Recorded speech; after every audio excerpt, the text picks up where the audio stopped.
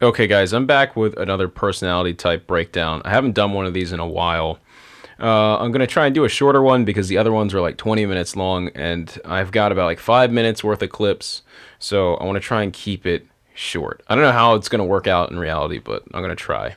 So we've got a request. Somebody said, "Can you type Audrey Hepburn?" And I'm like, okay, well, I think I saw movies with Audrey Hepburn like a while ago. I don't really know too much about her personality, so I was like, let me give it a shot. So I watched 3 interviews, and I had no idea where to start in the beginning. So we've got all these question marks here, and I was thinking, okay, let me watch some interviews and then try and identify the dominant function. Okay, so the first thing I saw were all these clips where she had no problem coming up with reasoning for why she's doing things based on some type of personal stance or some emotional evaluation that is literally just intrinsic to her. It's like she talks about why she's in some city during an interview. They're like, "Oh, well, why aren't you staying longer?" She's like, "Oh no, I can't. I have my family to take care of, and I'm just here for this charity. I really believe in this charity, so I'm here because of that." And she's really quick to talk about why why she'll sign up to take certain parts in movies, and she really pridefully. I mean, she's saying, "Oh, I'm being humble in saying this," but like her pride that you can get from these just really like less than 5 minutes worth of clips is that she's very confident in her personal decisions. How long are you staying here? Just until tomorrow morning. Why such a short visit?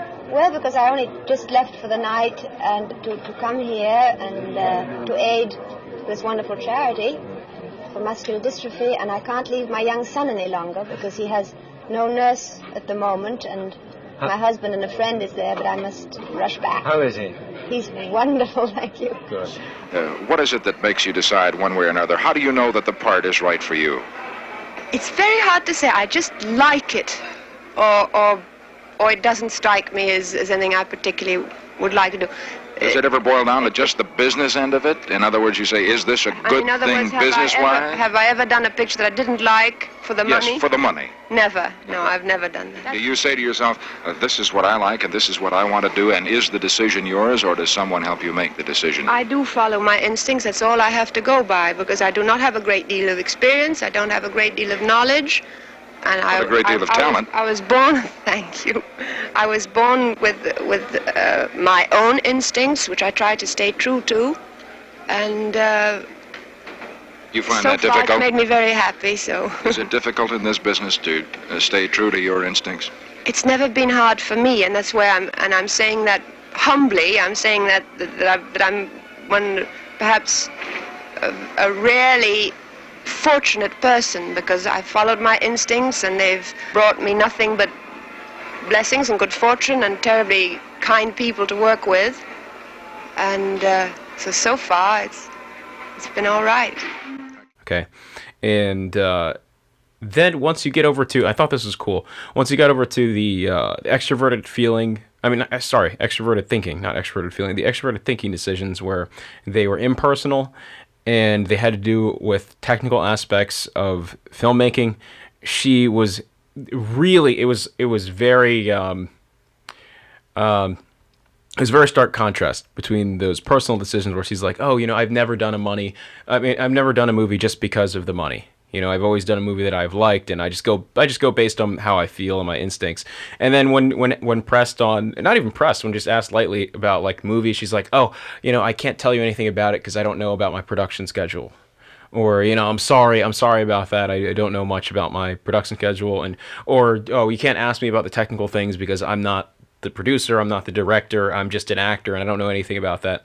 And the interviewer, if I remember correctly from the clip, just asked something basic about like how is it to make movies in America versus Europe, and she just gives these very general like idealized statements like, oh, I really love in America, I really love, or I can't even remember which country she was in, whether she was in Europe or America, but whatever. She's like, oh yeah, it's very great making movies here, I love it, but I'm really more affected by the emotional environment, so I can't really speak to the technical aspects. And it's like he's asking about, like in both cases, they're asking about her technical aspects of being actress, not about being a producer.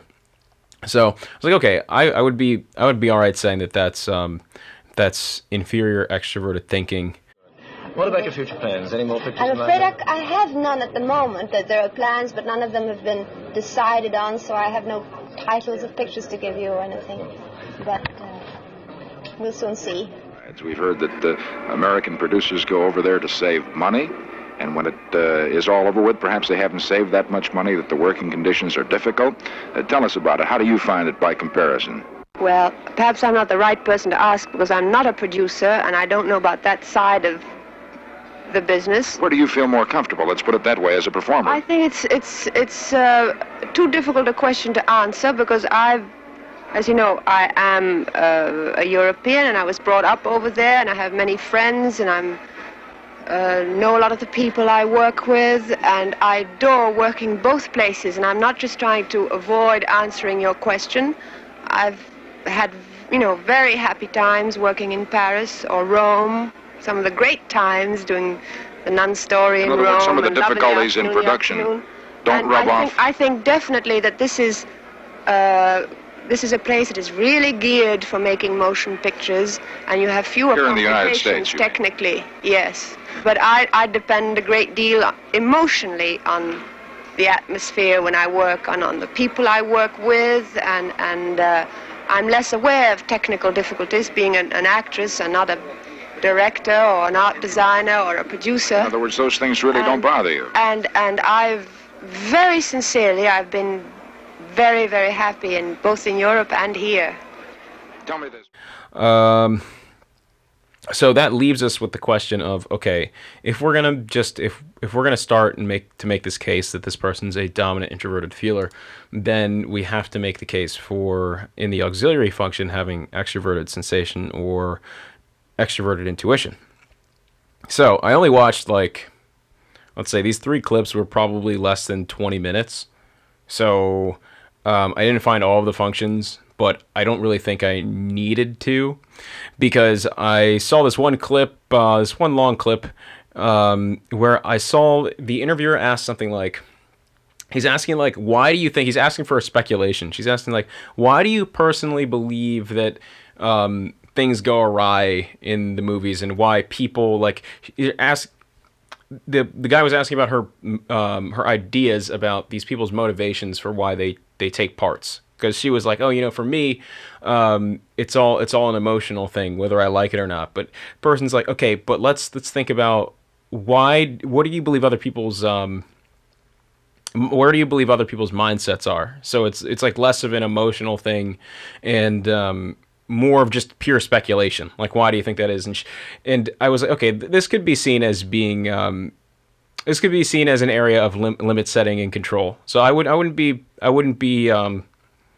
not 100% sure, because I didn't find I didn't find good evidence for extroverted intuition in the auxiliary, but I did find in the shadow of the auxiliary, or the witch archetype, she was like, oh, you can never know, you can never really predict. So she was setting, it was strong limit setting, even for a person such as this that has that public persona of not being very not being very assertive in interviews, I guess you could say, in that way. Not being assertive, but not being negative. It was very negative. She was like, just movies, just people get into these movies and you can't predict where it's going to go, and they just kind of don't work out well. And it was she didn't even mention you on the other hand, you can be in a movie where you're not totally sure what's going to happen, then you do great. They would have been she could have easily mentioned that, but she focused on all the negative things. And she was just she straight up set that limit of, you can't ever predict where the thing's going to go. And so I was like, okay, that, I'll put introverted intuition there. I was like, she's not ISFP, because otherwise it would be in the introverted intuition would be in the Puella spot here. So I was like, nope. Do you think that perhaps too many performers today do, and therefore jeopardize their career? I've never spoken to them. I don't know for what reasons they accept the pictures. I think most people and most performers in general, have a dream when they start a picture and think they have something very, very good, and very often part of the quality falls by the wayside for some reason or other, or even if they make a good picture, the audience doesn't always like it. It's a very tenuous, elusive thing, you know. It's a very fickle business. And I don't know if it's so fickle. It so much goes with the times, and something the public liked, let's say, 5 or 10 years ago might not appeal to them now, and it's very Do you hard. actually That's what's decide also very exciting about the business we're in. You can't predict. And then I was like, okay, so let's see if I can find any of these other things. But I'm not going to watch like hours of interview footage. So I watched another interview, and this one was about how she used her skills as a dancer. Like she trained as a dancer to raise money for the Dutch resistance in World War II. And I was like, wow, that's pretty cool. It was an area of manipulation, paradox. It was very mischievous. She was basically pulling a trick on the Germans. Because the interviewer was like, what about the Germans? Didn't they know? Like, so you're dancing for all these people, but did they all know? And she's like, no, they didn't know. They didn't know that I was dancing to give money to the Dutch resistance. They had no idea. And then the clip freeze frames with her like with this kind of like mischievous smile. So I thought that was cool that she was using her extroverted sensation talents or the extroverted sensation trickster archetype to trick the Nazis. So I thought that was cool. Didn't know how long the war was going to last, so I went to a ballet school and learned to dance. And in about 1944, about a year before the end of the war, I was quite capable of performing, and it was a sort of some way in which I could make some contribution, and I did give performances to collect money for the underground, which always needed money. And what about the Germans? What did they do about it? I didn't know about it. From that, like I didn't find, we still have the outstanding functions are still extroverted intuition, introverted sensing, and extroverted feeling, as well as introverted thinking. But I was like, you know what, that's enough. I don't really feel like watching more than 3 interviews with this person. So I think that makes a good case, because if the person were ISFP, I would have expected a sensing function in one of these top 2. So, I mean, they would both still have the same in the dominant and inferior, but I would have expected, like, I definitely wouldn't have seen a sensing function in the trickster archetype if this person were ISFP. So I'm pretty confident saying that Audrey Hepburn is INFP. Okay, so hopefully you guys like these, like this personality breakdown, as it's shorter than the other ones, and I think I will follow suit with the newer ones. I'll try to keep them all very short like this. So yeah, let me know what you think about this one. Once again, I really think that it's a pretty good case for INFP. So I will see you guys in the next one.